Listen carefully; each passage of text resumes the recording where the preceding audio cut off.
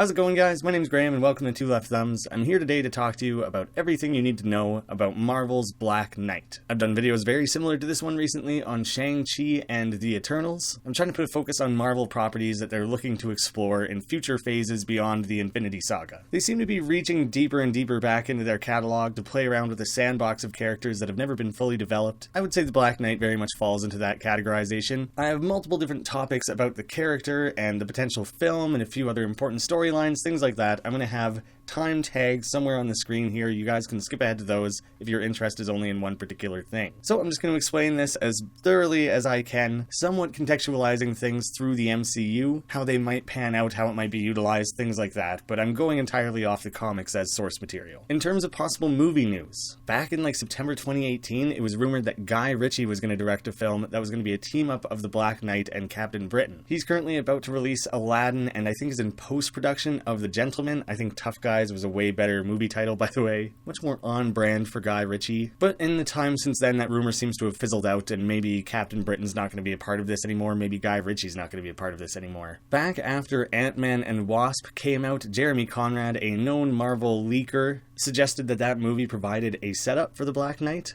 When Scott is bouncing around in the quantum realm, we get to see a glimpse of a little micro-city. People obviously have many theories of what that might be, some people suggesting that it's Weird World. This is actually where the Black Knight has most recently resided in the Marvel Comics, using his magical sword to access it. We'll talk more specifically about the character and his weapons and things like that down the line. It's pretty obvious from Endgame, Doctor Strange, and even recent teases in the Far From Home trailers that the MCU moving forward is probably going to lean a lot harder on things like the quantum realm, time travel, and the multiverse. A few eagle-eyed viewers even pointed out this helmet in Doctor Strange's collection of artifacts, suggesting that maybe it's Black Knight's helmet. There really isn't any confirmed news for this movie, it's all just speculation, lots of rumors, a few kind of substantiated sources, but this movie's probably a ways off, so there's nothing like directors or casting or anything like that on the table yet. Back in December of 2018, the Twitter user Roger Wardell posted just a blast of Endgame leaks. They kind of specifically framed them in ways that weren't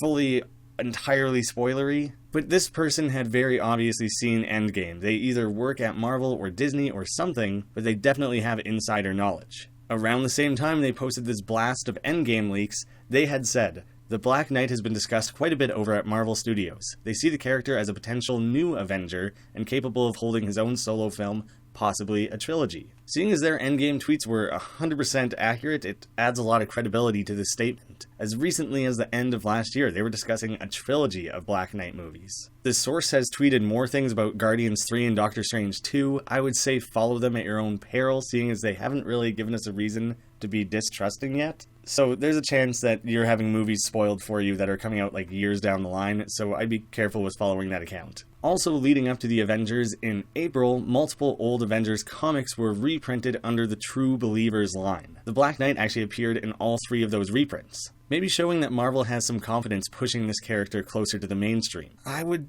guess, seeing as we have Black Widow, the Eternals, and Shang-Chi likely lined up for 2020, Doctor Strange 2, Black Panther 2, Guardians 3 sometime around 2021. Obviously none of those dates have been confirmed, things could shift around, move around, but the absolute soonest I would say we would see the Black Knight movie would be 2022. Now we can talk a bit about the character of the Black Knight, or more accurately, characters. Now, similar to something like Black Panther or Captain America, the Black Knight is a mantle that multiple characters have held. The first Black Knight was actually Ser Percy of Scandia, a knight in the court of King Arthur back in the 6th century. He was gifted with an enchanted sword forged by Merlin, the Ebony Blade. From what I can tell, Ser Percy kind of acted as Marvel's He-Man, acting incompetent in front of others, but becoming one of Arthur's mightiest warriors when acting as the Black Knight. After his death, Merlin bound Ser Percy's spirit to the blade, to be passed on through the generations for many hundreds of years, many of which who came into possession of the blade, taking on the mantle of the Black Knight themselves. But through massive amounts of bloodshed using this sword, the blade eventually becomes cursed. I'll talk more about the blade and its curse a little bit further down. For now, I want to talk more about the different characters who have been known as the Black Knight. This blade eventually arrives in the hands of Nathan Garrett, who when wielding the Ebony Blade became a villainous Black Knight. Eventually, he's mortally wounded in a battle with Iron Man. He summons his nephew, Dane Whitman, to his side. Nathan confesses to his life of crime and evil, asking his nephew to now restore honor to the name Black Knight. In the guise of the evil Black Knight, Dane Whitman then infiltrates and defeats the Masters of Evil from within. While Percy and Garrett may play a role in the movie to some capacity, probably Whitman is going to be the protagonist. He has also had multiple winged steeds over the years, some of which are mythical creatures and some of which are genetically modified horses. Two of those were specifically named Aragorn and Strider, so I guess we have a bit of a Tolkien fan in the midst. Aragorn was actually eventually gifted to Valkyrie. It seems like that character is going to continue to play a role in the MCU, so it would be pretty cool if we see that at some point. Along with the Ebony Blade being passed down through the generations, Ser Percy actually had a castle that he passed down to his descendants. Nathan Garrett, being the arrogant, prideful dick that he is, names it Garrett Castle, and that is eventually inherited by Dane Whitman as well. Focusing on powers of the Black Knight. In terms of strength, agility, durability, things like that, he is just a regular human being. He's a gifted scientist specializing in physics as well as mechanical and genetic engineering, which through the genetic engineering is how he was able to make his own winged horse. His skills with the sword are considered to be among some of the best, at one point even besting a character named as the Swordsman. So he's so good with a sword that he was able to defeat a guy who's named after the fact that he's good with a sword. He's a highly skilled fighter and hand-to-hand combatant as well, even going toe-to-toe with Captain America and Wolverine on separate occasions. Quickly, he is an expert horseman, he's dabbled in some minor magic, and he's an excellent tactician and leader. Now, that's a lot of basic stats and physical prowess, things like that. The majority of his powers are coming from his swords and gear. I say swords because he doesn't always wield the Ebony Blade. It's super powerful, but it's also, cursed. He has extremely durable armor of elven design, which he can actually store in an amulet and call forward by saying Avalon. It's kind of similar to how Black Panther's armor is stored, but then he kind of summons it like the Human Torch would. When he does choose to use his cursed sword, it is quite powerful. The sword itself is indestructible and will grant its wielder magical immunity. It's able to slash through almost any material. I don't have the exact placement of it on the adamantium vibranium scale or anything like that. I think it is lower than adamantium. I just decided to look this up. Merlin forged it himself out of a strange black ore called Starstone, coming from a fallen meteor, because of course it is. It is weaker than adamantium, but it was able to pierce Iron Man's extremis armor in one slash. So there you go, it's a beefy sword. The blade and the wielder are linked. The wielder can be summoned to the sword through a ritual. Thanks to some of the enchantments left on the sword by Merlin, the wielder can actually be saved from what would otherwise be mortal wounds. Part of the Ebony Blade's curse is that using it for evil causes it to become bloodthirsty, which through that link that the blade and the wielder share will then go towards the wielder's head, causing them to seek out more violence. It's a dangerous cycle and very risky to use this blade because the more violence that you commit, the more likely you are to succumb to the blade wanting you to commit more violence, and then more violence and more evil and so on and so on. Dane discovers that within Garrett Castle there is the Brazier of Truth. It can be used to cleanse the blade of evil, although you can begin to reaccumulate that if you use it for evil actions.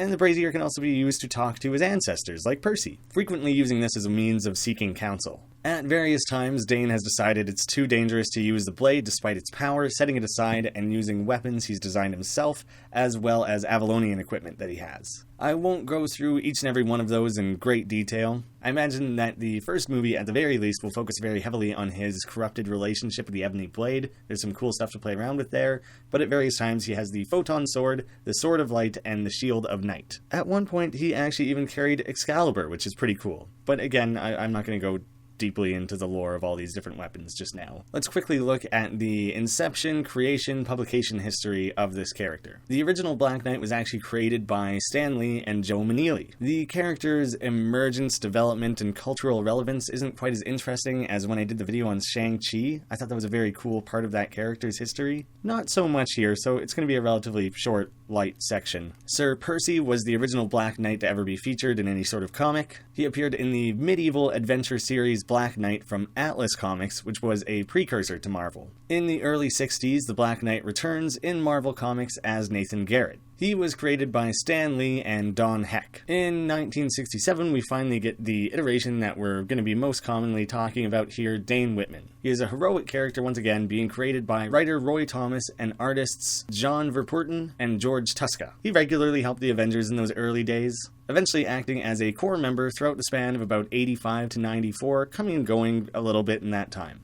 Later on, he actually led his own team of adventures, Ultra Force, in a parallel world. Dane Whitman as the Black Knight has had multiple short-run series around 1990 and 2015, and he had a few one-shots in 1996 and 2007. The character has very much struggled to find mainstream success, similar to the case with Shang-Chi and the Eternals. I suspect Marvel's kind of starting to reach for properties in their roster that they can easily retool, maybe generate new audiences for, and get ready to relaunch them for a new generation of comic book readers following the success of the MCU. It's a weird trade-off, because the more source material you have, the more you have to lean on when crafting story arcs and potential adventures for this character, but the less that you have, the more freedom you have to just kind of come up with whatever you want and reimagine the character fully. Next, I want to highlight a few of what I found to be the most important stories of this character, specifically of Dane Whitman's Black Knight. Taking over the mantle for Nathan Garrett and defeating the Masters of Evil and redeeming the name of the Black Knight is obviously a very important story and huge, great fodder for an origin movie. In one particularly convoluted plot, the Enchantress, no, not the gyrating one, turns Whitman to stone. His spirit, however, is transported back in time to the 12th century, into the body of his own ancestor, Eobar Garrington. Still an ally of the Black Knight, Merlin is able to send Dane back to the present day, albeit in Eobar's body. There he teams up with Captain Britain,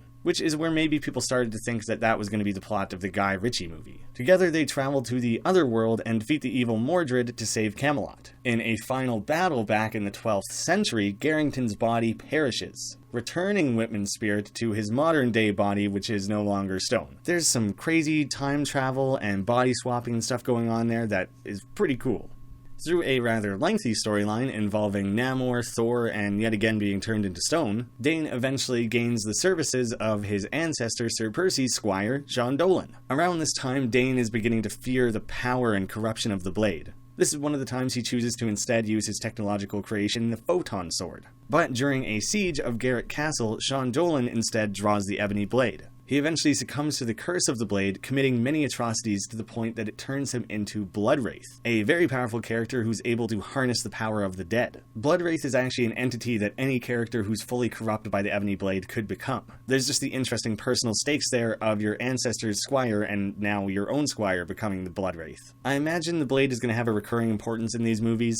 It's even been shown at times to drive Whitman himself insane. He beats someone half to death, causing them to lose their eye and go into a coma. Rebecca Stevens is a character who works as a historian who has largely studied the Black Knight and the Ebony Blade. She recognizes that these violent tendencies are likely a result of the blade, warning Dane to get rid of it, informing him that the majority of his ancestors who have gone by the Black Knight in the past have eventually succumbed to the blade. There are some recurring storylines where Whitman's ancestors, like Ser Percy, are summoned and temporarily occupy his body. There's a super cool, adventure arc where Dane travels through the ages, occupying the body of a whole bunch of his different ancestors at many different times. At one point, he even gets to aid King Arthur in his quest for New Excalibur and helps him fight dragons. Marvel likes to have big flashy moments where characters fight dragons. It came up in Shang-Chi, and I think maybe even the Eternals video. When are we gonna get our first dragon in the MCU? Come on, Feige. At one point he was also romantically involved with Cersei from the Eternals, who Angelina Jolie was recently cast to play in the upcoming movie. When they're dating, there's a special mind link thing they can do that's something that the Eternals have that actually boosts Whitman's power,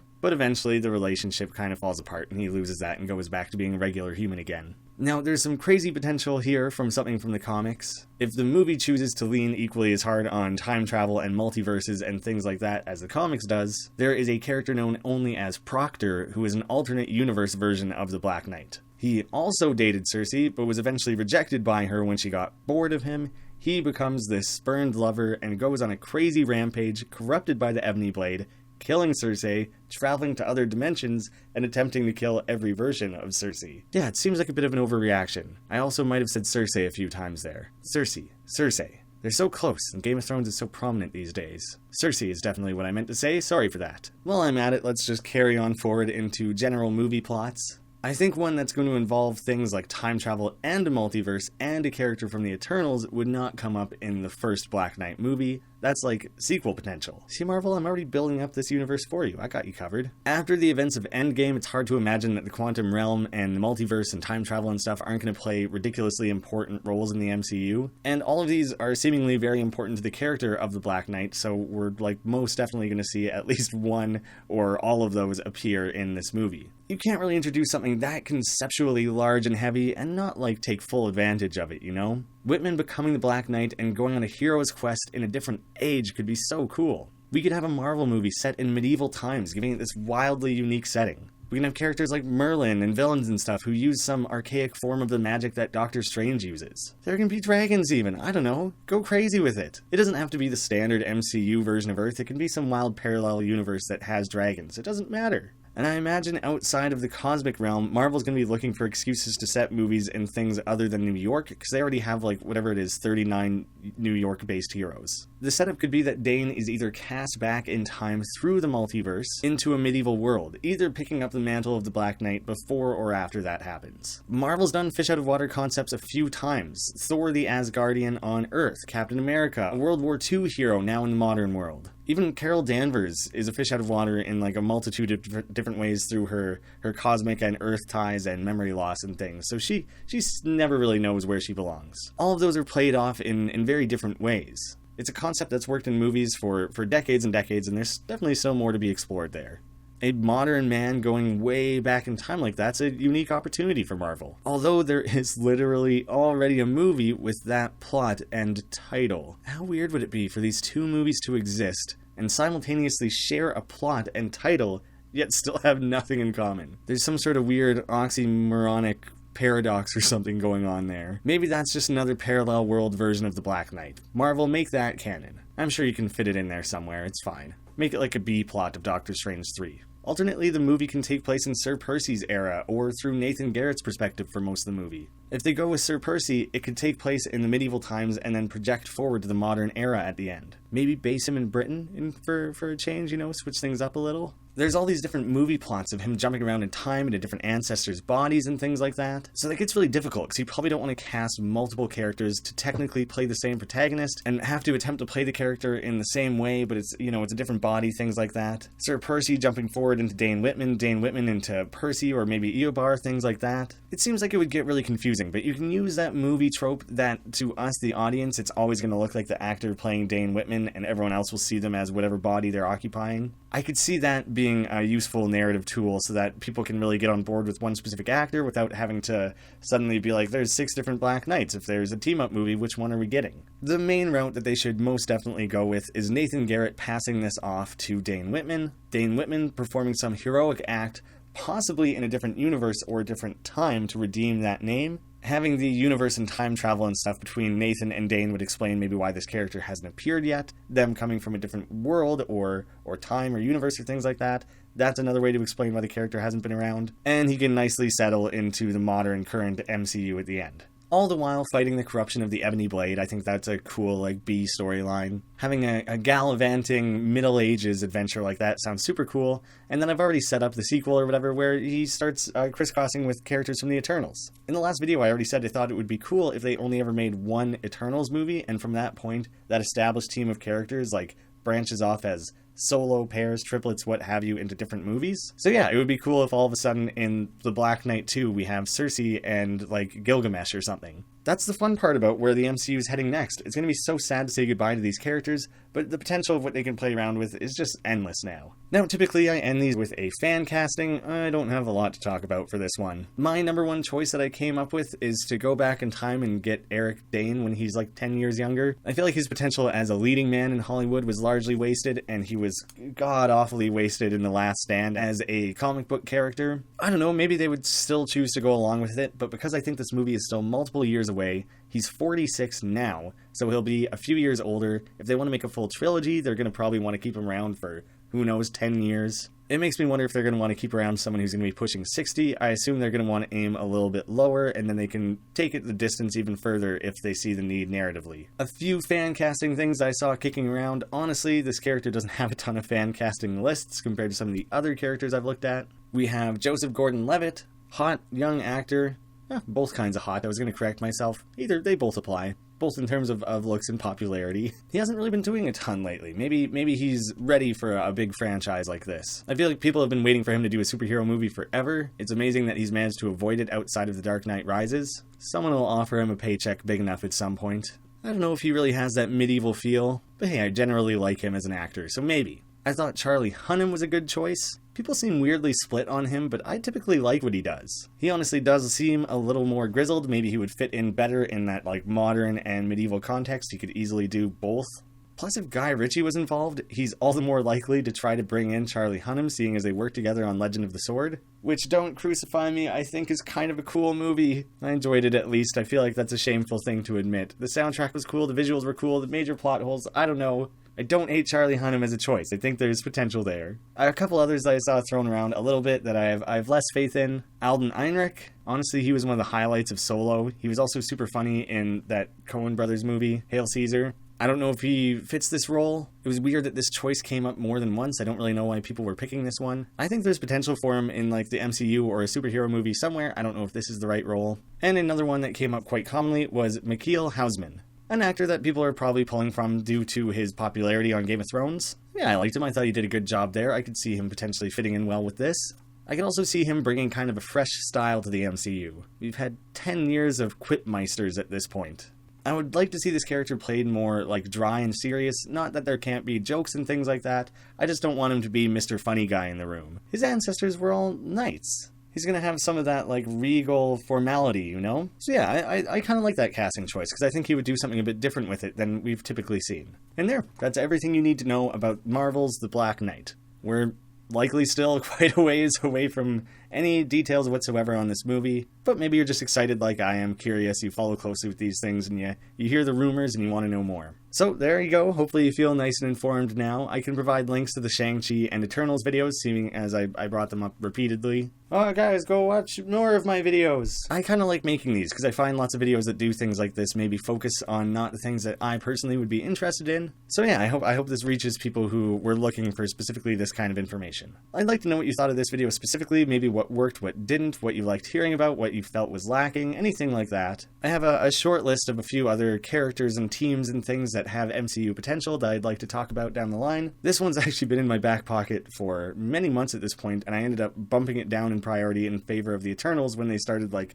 talking about directors and casting and stuff. Yeah, if you have suggestions of ones you'd like to see in the future, then please let me know that as well. Thank you guys all so much for watching. I'll see you again soon.